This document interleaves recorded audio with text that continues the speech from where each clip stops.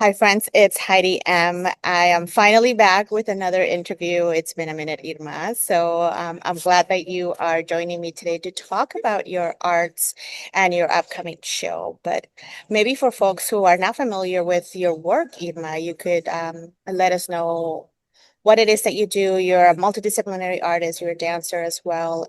What do you want people to know about you? Yeah, well, thank you for this opportunity to share in on your platform this work, XILOPANGO. My name is Irma Villafuerte, and I'm a choreographer, dance artist, educator. I'm also a visual artist based in Toronto from Cuscatan, which is now what territory, post-colonial El Salvador.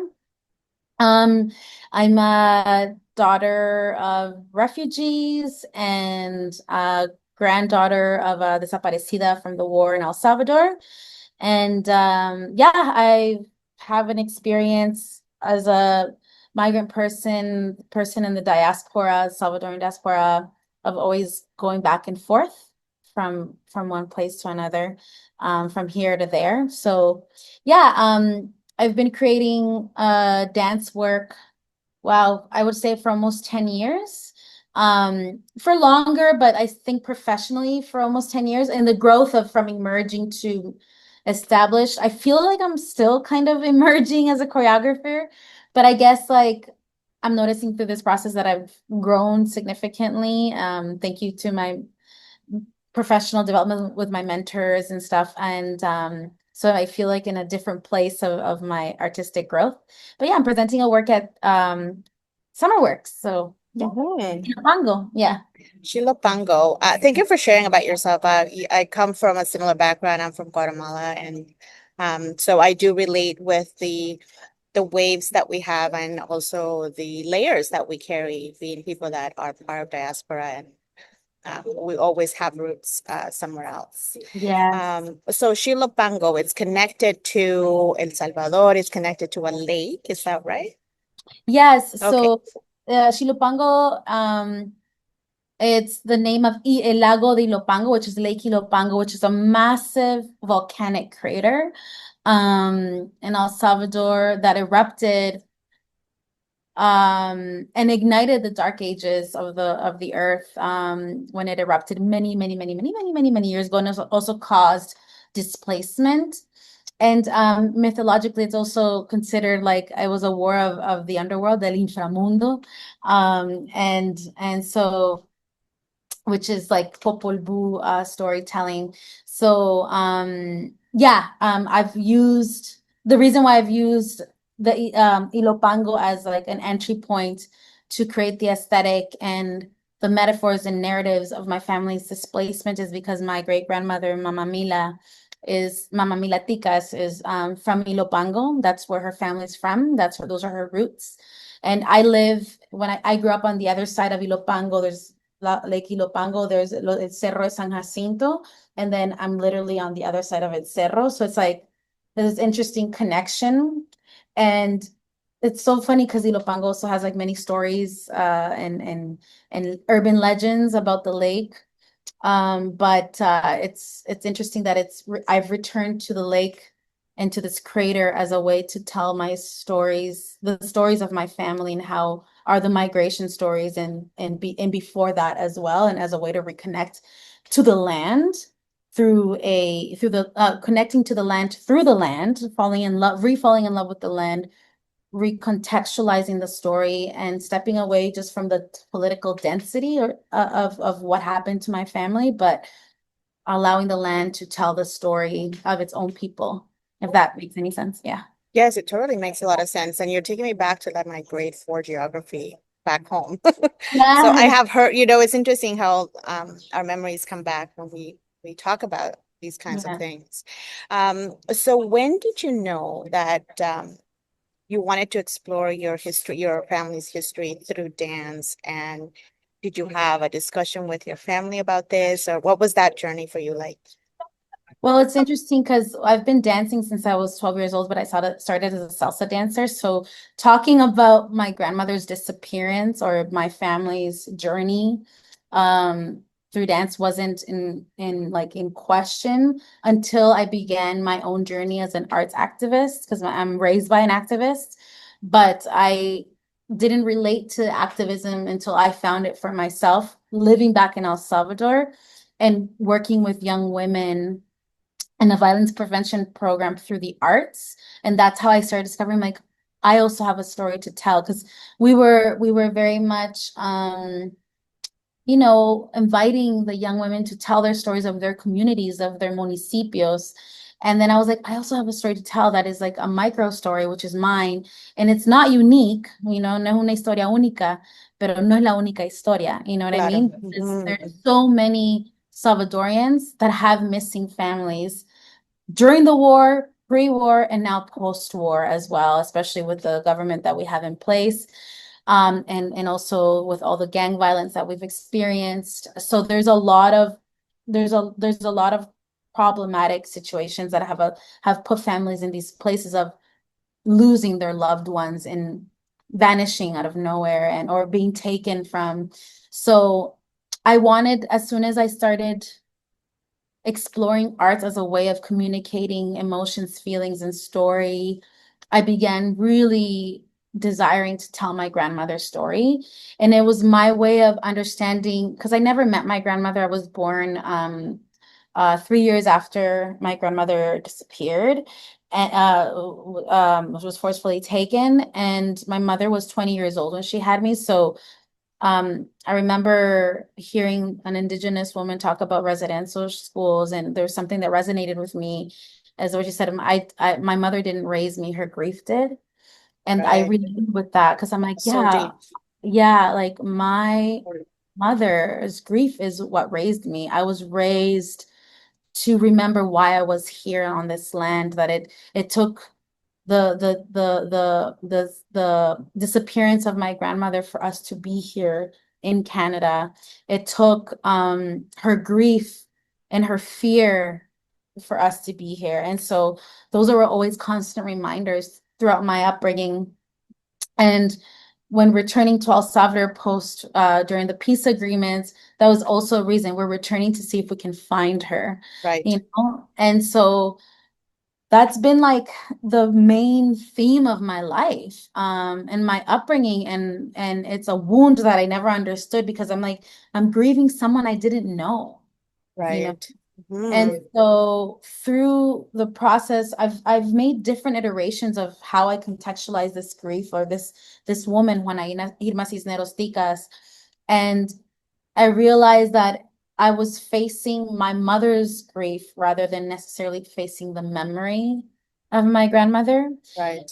Through SummerWorks is where I've been able to actually face the woman who lived, not just face la desaparecida. Claro. La Porque memoria.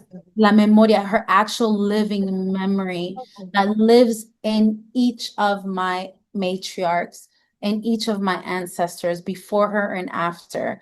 So it's not about la mujer que desapareció, que fue, ¿verdad? Que fue matada y que la tiraron en quién sabe dónde, right? Donde It's about the woman who loved, the woman who works, the woman who was a mother, the woman who was in a bad mood, the woman who didn't clean or cleaned, the woman who cooked, the woman who was a nurse, the woman who smoked cigarettes behind her mother's back on techos, like that's the woman I wanted to know. And through the land and this research, I've been able to discover these, just like the land has nuances of like eruptions, implosions, explosions, textures, beauty, ugliness, fear, and all these things. That's how I've shaped my grandmother. And of course, I wanted to work with a big ensemble. There's 5 of us dancing because I wanted these different qualities of the different matriarchs, ancestors existing in the space, but also they all kind of take a role of what makes up my grandmother in a way or another through their aliveness, so For sure. yeah. Thank you for sharing that. I mean, and thank you for being so candid about the story. I apologize for noise in the background if you hear it, as people can see on site. It's interesting because there's the idea that some of us might not know certain family members for whatever reason.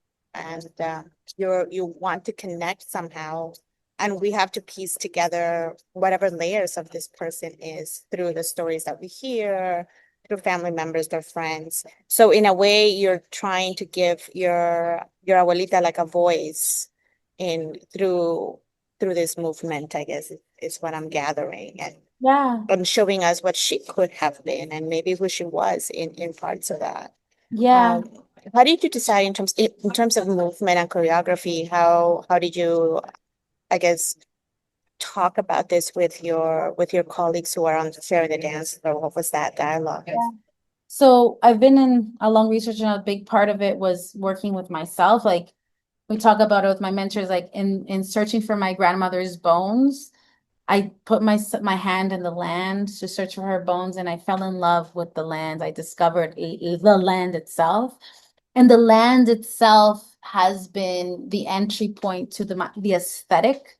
El Salvador is volcanic. They call it El Valle de las Hamacas, which is the valley of hammocks, because it's always trembling. We have, in such a small piece of land, we have about like over 29 volcanoes, and 26 of which are active, so I've been very committed to honing in to the narrative of the land that my family is from, even though for me borders are not Made real. up.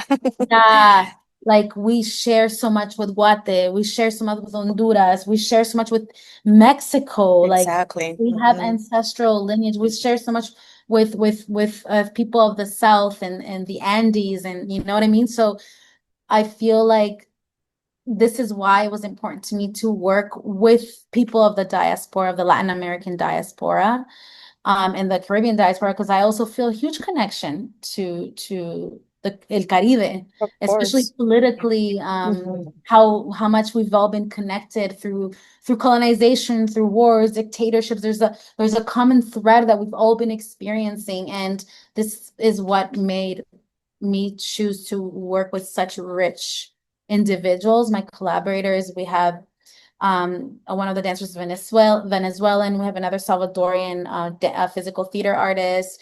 Another artist is Trinidadian Jamaican, and Bolivian. Another one is Bolivian.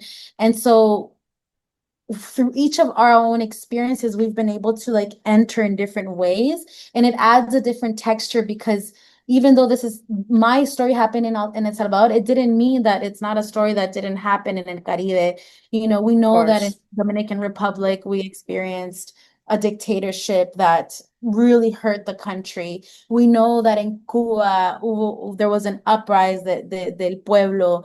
We know that in Venezuela, in Colombia, in Argentina, in Chile, in Bolivia, in Peru, aún like there's been the befores and afters and the nows, of everything that we've been experiencing politically. And now we're seeing it across the globe, right? And Exactly. so yeah, and so for me it was very important to stay within the Latin American Caribbean diaspora, because of what we all have, how we've all connected to each other throughout these like last 100, 200 years, but for me it's also, it goes beyond us, and that's something that we all meet each other very ideologically as well. We're like, yeah, we see the importance of talking about these stories, and we see how the cycles happen. We recognize, and we're able to discuss it together, and also we are able to put in I would say the spirit and love into the work, because it's a very physical work. It's very Sure.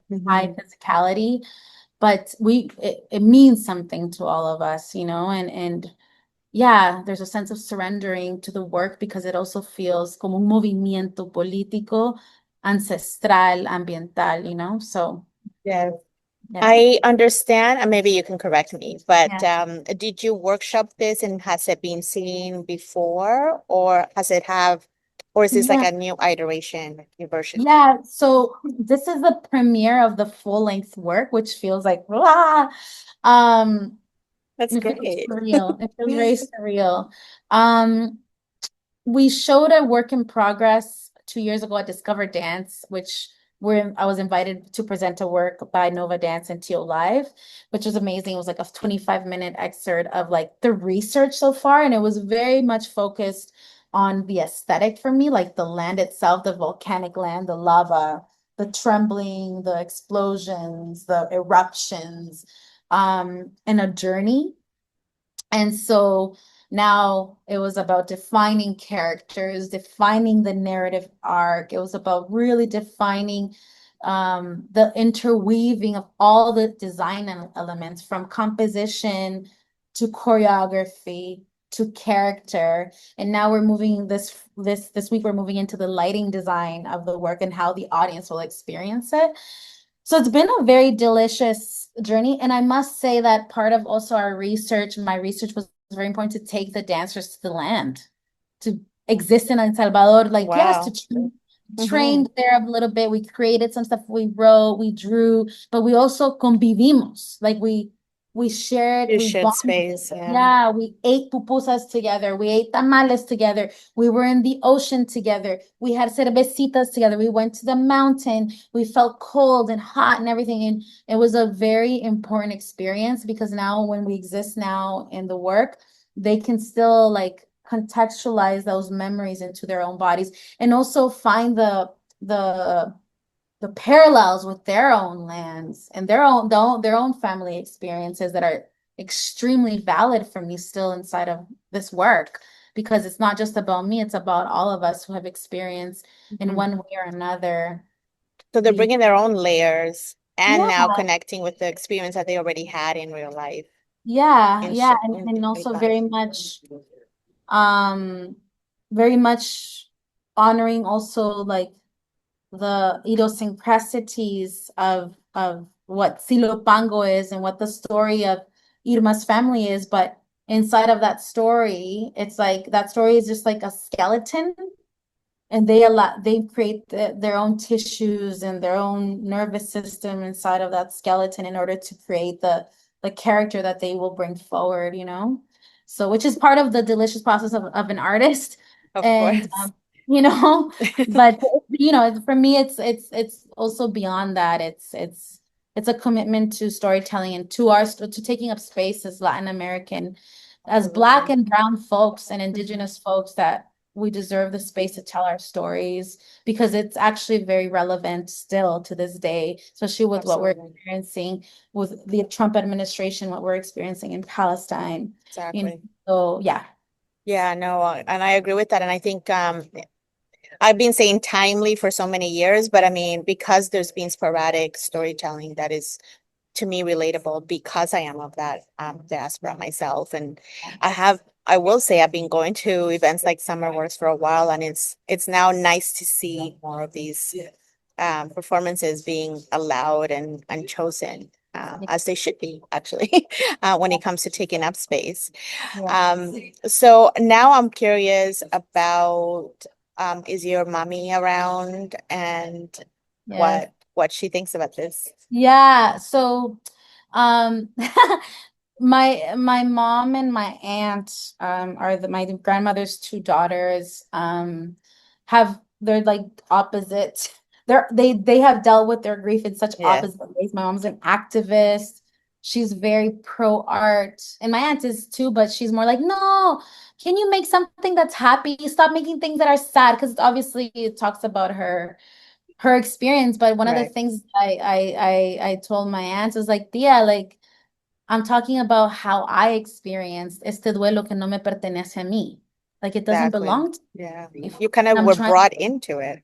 I was brought into it and I'm trying to release it by telling the story and understanding that through this journey, I've begun to understand each one of all of you that grieved this woman that I never met, and that whose name I'm named after her. You know what I mean? So it's like it's a I lot, know. you know? And It's very much on you it in so is. many ways. And so I'm jokingly, I'm like, yeah, this is your fault. So you have to come to the show, which is funny. And then the way she took it, she's like, yeah, she's like, I'm gonna be there. Cause my aunt is, you know, she's more religious and conservative. So she's like, no, I don't know about seeing certain arts. And I guess I'm really out there for her, but she's like, I'm gonna come and hold space for this Mm, journey. And so my mom will be there. She's actually helping us backstage Right. with everything. And yeah, like she's my mom and I have always kind of worked hand in hand, like in parallels, her as an activist. My mom is a hardcore activist. Right. Me in the arts, like as a way of concientizar, Claro. constant education of social justice issues and social political issues. Um, sorry, yeah. Okay. My partner is walking by. No, it's okay. He's It's also life. yeah, like my partner is also my composer, and yeah, who's also a refugee himself, and so it's that's what's delicious about this process, even though it's kind of also like heartbreaking, and we've all experienced different identities of my immigration, but we all know what it's like to be displaced, right? In one way or another. But yeah, my mother is this is important for her as well, because this Of is course. her outlet is a different form than mine. Absolutely. And yeah, so this is a way of for her to sit back and let the story unfold. And I'm like, hopefully it's not that the story is resolved, but that it offers a little bit of breath and allowing us to exist in the memory of my grandmother como una mujer que vivió, no una mujer Mhm. que mataron, you know? Exacto. Sí, Yeah. ya, lo siento muy al fondo Mhm. because my grandmother's around. We don't have a similar story, and I mean, in a way, call it luck, blessed, whatever. My Yeah. family skipped a lot of things, but it's often we forget that our grandmothers were individuals, right? That I mean, there are matriarchs, but they existed on their own and Yeah. hard lives, maybe not so hard lives, depending on their circumstances. And I Yeah. think that's what I also find myself reminding myself of that, as much as she is mi mama and my mother's mother, and my mother is my mother, Yeah. we're still individual women that have our own stories and the layers that come with that. So I'm Humanize looking it. forward to seeing what your Yeah. mom Thank thinks. you. So Yeah. the one thing about SummerWorks is like it's great, but it's also very short. So is it only three performances that are It's happening? only three performances. It's an hour-long show. It's only Okay. three performances from the 15th to the 17th. But yeah, like we are presenting next year in Montreal as Oh, well. nice. Yeah, which is I'm really excited about. The first time I'll be showing my own work in outside of Ontario in Canada. Mm-hmm. I Oh, mean, I've okay. gone to perform, Sure. not my own work. Like I've gone to the States with my own work, to Cuba, to El Salvador, to Mexico, and all these things, pero nunca in Canada. So I'm like, Mm-hmm. really, I'm excited to connect with the Salvadorian community, the Central American community in Montreal, For because there's sure. also a It's a huge big flux, community. yeah, flux of refugees there too. And I want Salvadorians to talk about their stories. And I think that my generation is like the first generation who are kind of reclaiming the self, because I think Right. our parents were the ones who like in the midst of trying to arrive had language barriers. What if they went to school for any profession back home? It didn't happen when they arrived here. So, Right. they started cleaning toilets, working at factories, working, in agriculture, and lost, that's a sense of identity, if you will, which is happening to so many migrant workers as well. Absolutely. So it's like are the children of these people, it's like rising above and being like, this is us here. These are our stories. This is why we are here. And I think it's very important. Like I invite more Salvadorians of my generation to reclaim Salvadorians, that it's not attached to the gangs and not attached to the president dictator we have now, but it's attached to our own story, our culture, our land, volcanic, lush, and fertile land. I love El Salvador so much, and I will never stop wanting to talk about El Salvador. And you shouldn't. Yeah, And you shouldn't. yeah, Yeah, no, I appreciate that too. And I think it all comes in time as well as we grow up and grow yeah, older. We yeah, find our connections, like you said, you were helping artists and young women back home in El Salvador, and then you found yeah, your voice and how you wanted to share the story. So I think I think it's there's something in the air, if you will, in terms of wanting to reclaim our stories and share them. And I think it's I'm so happy that you're going to be able to show it to us here in actually a week or so, and then in Montreal, right? So Yeah, I think there's a few of us here in Canada that are wanting to see ourselves yeah, yeah, represented. So yeah, it's very much needed, and I think it should be kind of another way of, I guess in a way of, I want to call it like a therapy session, yeah, in some way too. yeah. I Yeah, don't it's know a if way, that makes sense. it's like part of the collective healing and the collective grief. It's like holding one another inside of everybody's process. And in whatever ways we can. So yeah, and I've been very lucky through this process. I must say, like, I was looking back, it's because I want to acknowledge people in the program. Like, wow, so many people have stepped forward with con amor y con corazón, being like, hey, here's my support. This is how I would like to support you. Like Jesdi Tavoris, from a friend of mine who's also an activist, helped me make all the corn sets.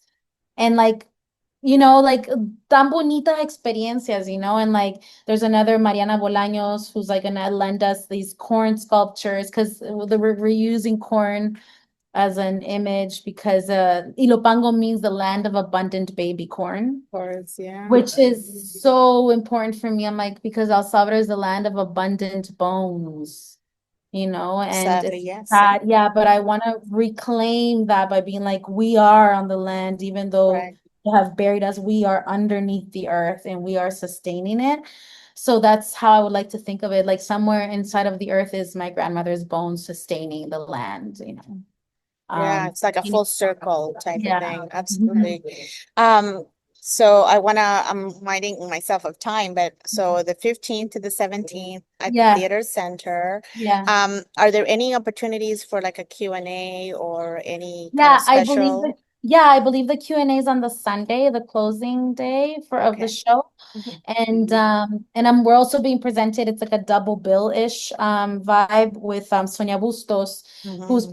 part of the Dance Works um season as well. And so she speaks more specifically about her grief about losing her mother, Right, yes. who she did know, and then I Mhm. speak specifically. So it's very interesting how they're both interconnected. So Mhm. we're going to be sharing the Q&A with Sonia, and who's also an amazing, incredible artist, and they're visiting us from Montreal.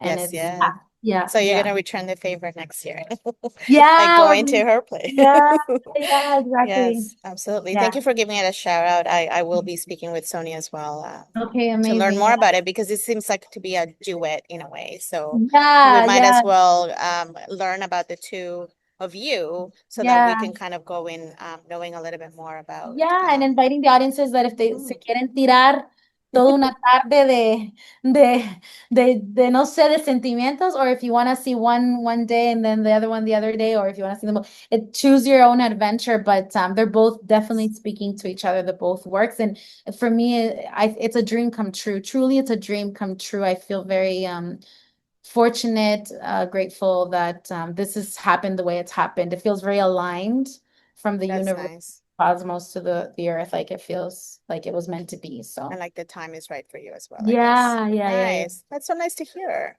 Yeah. Yeah, I'm really looking forward to it. Thank you so much, Irma. So much. We I mean I could keep going, but I want people to go see it and then maybe we can chat after one Yeah, of the performances. We'll say hello. for sure, yes. All right. Thank you again. Appreciate your time. Thank you. Abrazos.